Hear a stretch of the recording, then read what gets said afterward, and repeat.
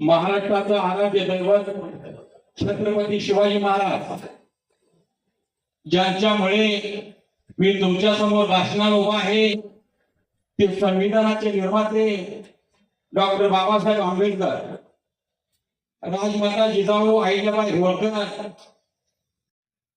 महात्मा फुले, सावित्रीबाई फुले, नानासाहेब सगळे, स्वर्गीय आरामराव पाटील, विजयराव सगळे, शिवाजीराव बापू शेंडगे या थोर विभूतींना माझं त्रिवार वंदन.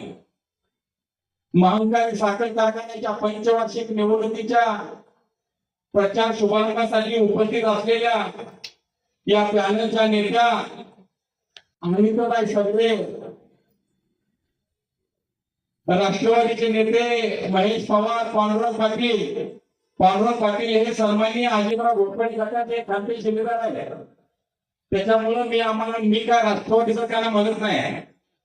दिलीपराव घुले, रणजित गाडगे, संजय हजारे, रमेश नाना खोत, भामदास पाटील या पॅनलचे उमेदवार आणि या उमेदवारांना उद्या महानकारी साखर कारखान्याच्या सत्तेची चावी ज्यांच्या हातात आहे ते तुम्ही सभासद मतदार बंधू भगिनीनो, मित्रांनो, महानकारी साखर कारखान्याची निवडणूक 1.5 वर्षापूर्वी जाहीर झाली होती.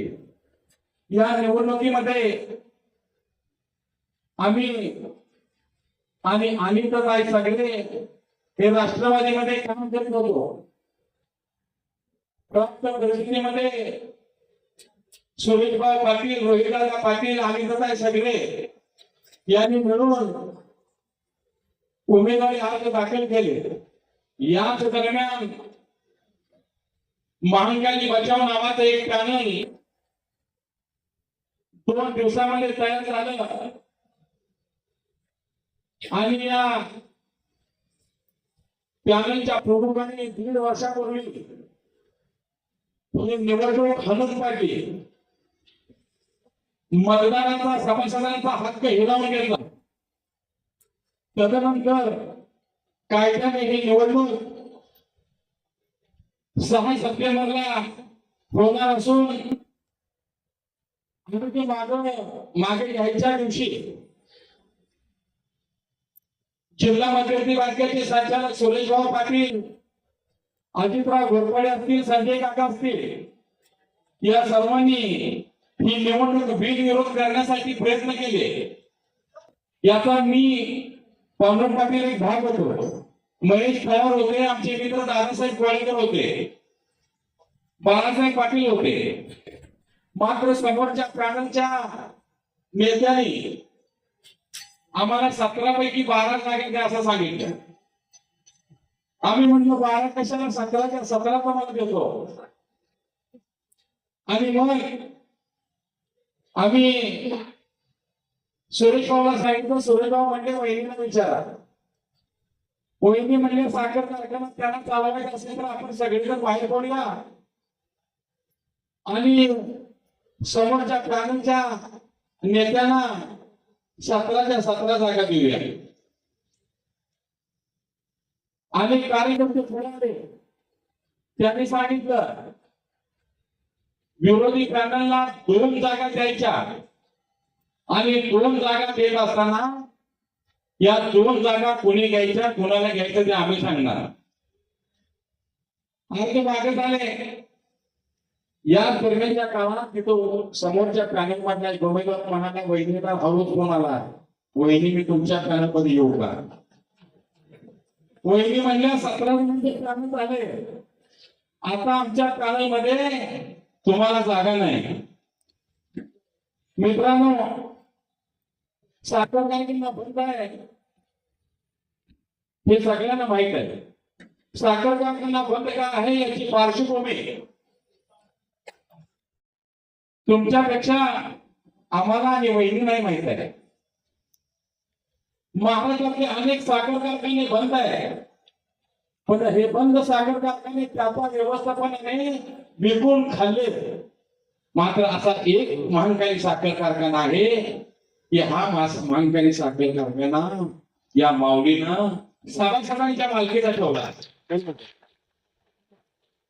म्हणजे का सगळे यांच्या ठिकाणी दुसरा कोणी असतात, सगळे कुटुंबाच्या ऐवजी दुसरा कोणी असतात. तर 20 वर्षापूर्वी मानकरी साखर कारखान्याचे पत्रे विकायला लागले असते. मात्र या मंडळीने साखर कारखाना जपला, तो विकला नाही, सभासदांच्या मालकीचा ठेवला. आणि म्हणून उद्याच्या 6 तारखेला मी आजच घोषणा करतो, 17/0 अनेकदा सांगतोय मी, 17/0 महाकाली साखर कारखाना, महाकाली शेतकरी विकास पॅनलचे 17च्या 17 उमेदवार निवडून येतील आणि विरोधकांच्या हाती भोपळा येईल. म्हणून तुम्ही सर्वांनी आणि आपण रक्षाबंधनाला एक विशेष महत्व आहे. मित्रांनो, बहीण ज्या त्या वेळ आरतीने देते त्या वेळेला भाऊ बहिणीच्या मदतीला धावून येतो. 28 तारखेला रक्षाबंधन आहे आणि आज आपण आम्ही पाहताय सगळे यांची राखी बांधून घ्यायचा आणि या बहिणीला आपण एक भाव म्हणून संरक्षण द्यायचं. मित्रांनो,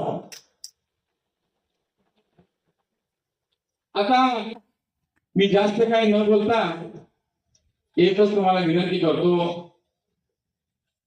की आपण सगळ्यांनी, हे निवडणुकीचं मैदान आहे, मैदानात आपण मारणारच आहे, जिंकणारच आहे, पण शत्रूने आपण कमजोर समजायचं नाही.